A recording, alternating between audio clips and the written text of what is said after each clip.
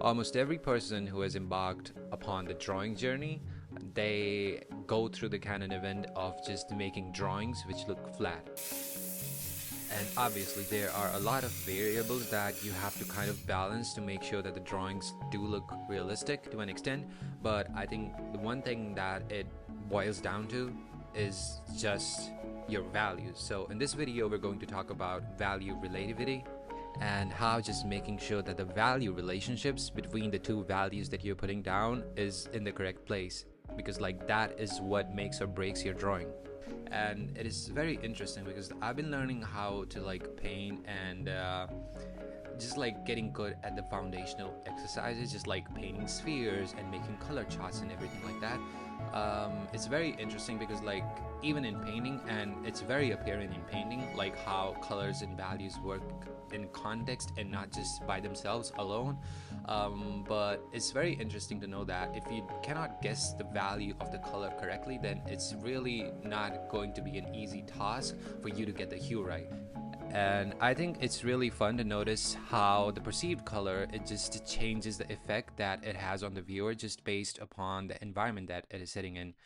And this is called simultaneous contrast. And to understand this better, we will see this painting by John Singer Sargent, The Goat. I've sampled out these two colors from like the eye region, and you know how people just paint the white of the eye with just white? It's not really white, and as you can see, it's a much warmer color, and it looks blue because like the color right next to it is red. But yeah, I always underestimate how dark the white of the eye really is.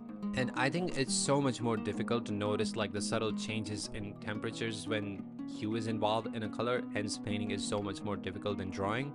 But even with values, your mind can still play some tricks on you. And I say the mind because your eyes are not the ones pulling the strings here, your brain is. And like your eyes are just seeing the values as they are. So for an example, let's consider the square here.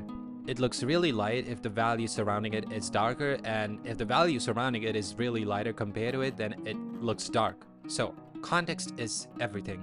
And I think the application of this concept in drawing is actually very easy. And you might have seen people squinting down their eyes in the initial stages to make sure that the value relationships are in the correct place. So I was drawing this reference, and in the initial stages, I always squint down my eyes, and this is what I see kind of close to it. As you can see, I can see the shadow edge, I can see the shadow shapes and the light shapes. And what squinting does for you really well is just like it takes out the unnecessary details that will not add to the drawing, especially in the earlier stages.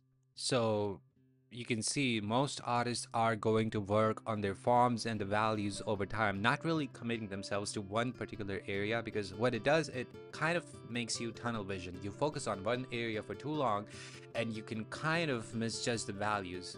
Especially like if let's say I was drawing like the thumb and there's a shadow shape on a thumb, yeah, I can totally draw a shadow shape, but like the brain thingy kicks in again and I will totally just like put down a much darker value on the shadow shape of the thumb than necessary. And as important as it is to learn about the contrast and just like use the whole value range, I think you should also know that like a limited value range is totally in itself capable to make a drawing that is realistic. Especially if you're like used to making pencil drawings, then if you've been drawing for a long time, you know how hard it is to develop like a really good contrast with your pencil drawings unless you're using charcoal. And again, always keep in mind, it's not like about using and exploiting the whole value range from the lightest light to the darkest dark. It's about how light or dark something is with context to things. It's not about how light or dark a value is, it's about how light or dark the value is compared to the value that is put right next to it. So a value 5 can be lighter or darker compared to what it is surrounded by. And as you can see in the process, I'm never really committing myself to just like one area. I'm constantly moving around, making sure that the value relationships are in the correct order, and just like taking the local average value in the first step, making sure that the shadow shapes look right and the light shapes look right and the shadow edges are in the correct place, and just being patient with it. Especially if you're a beginner artist, like values are really going to be one of the most important things that you should learn about. And even if you want to learn how to paint at some point, I think values are really much more important than anything else. Values are even more important than edges. Values are more important than hue. Values are really everything, I would say, in my opinion. And to be really honest, value studies can kind of be boring, and I don't know. The only fun part about the whole thing is just like if you do it enough times, then you don't even have to think about it. It just becomes second nature to you. It's like breathing. You don't have to think about it. You just let your subconscious handle it for you, you know, the technical aspect of things.